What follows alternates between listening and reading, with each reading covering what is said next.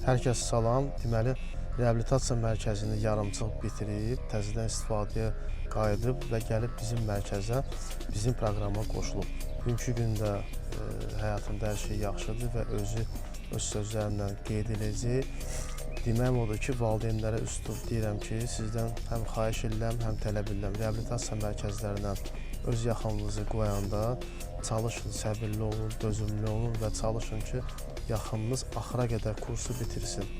Birinci məqsədimiz, yəni kursu axıra qədər bitirməkdir və kursdan sonra orada öyrəndiyi proqramı öz həyatında tətbiq eləməkdir.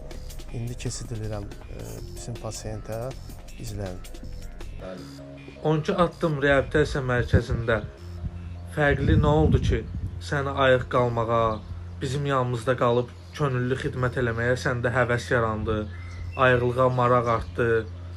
Buradakı ilk növbədə olan, məsəl üçün, konsultant heyətinin göstərdiyi səmimiyyət, məsəl üçün, sevgi, qayğı, yəni həqiqətən, yəni bir şeyi səmimi eləyirdilər, yəni kömək eləmək və yaxud da ki, hər hansı bir problemi, mən məsəl üçün, öz problemləri kimi sayıb mənə kömək eləyirdilər. Biri var, yola verdi olsun. Mən ilk səfər keçdiyim reabilitasiyadan, məsəl üçün, oradakı məsələ konsultant heyətinin, yəni, hər şeyi yola verdi edirlər də, yəni, sırf maddiyata görə gəlsinlər, smenim qutarsın, çıxsın, getsinlər. Yəni bu yola verdi idi, mən də 6 ayım orada boş-boşuna, yəni yola verdilər.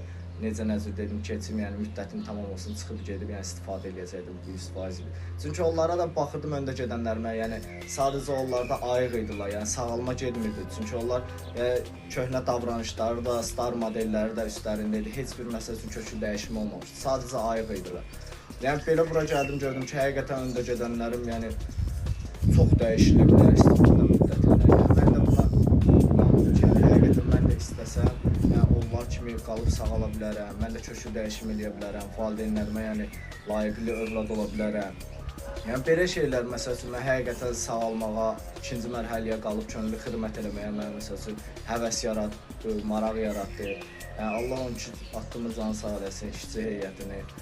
Yəni, həqiqətən onların sayəsində bu gün ayağa, valideynlərimin də üzü gülür, yəni onlar da çox xoşbəxtdirlər, yəni hər məsəl üçün telefondan danışanda, yəni başda rəhbərlik olmaqla bütün işçi heyətin canına dua oxuyurlar ki, yəni Allah köməkləri olsun.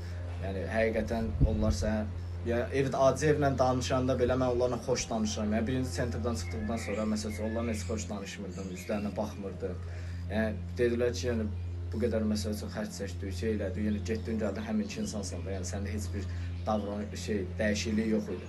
Yəni belə şeylər, icazələr zaten ki, təzədən istifadə. Bugün kimi Allahın izni ilə ikinci mərhələdir, yəni həqiqətən həvəs var, yəni sağalmağa, dəyişilmişəm, özümdə də o dəyişiklikləri hiss edirəm, ətrafımda olan insanlarda hiss elətdirəm ki, yəni yaxşıya doğru dəyişiklik var. Hamınıza minnətdarlıq var, Allah canı sağ eləsin. Çox sağ olun. Çox sağ ol abi.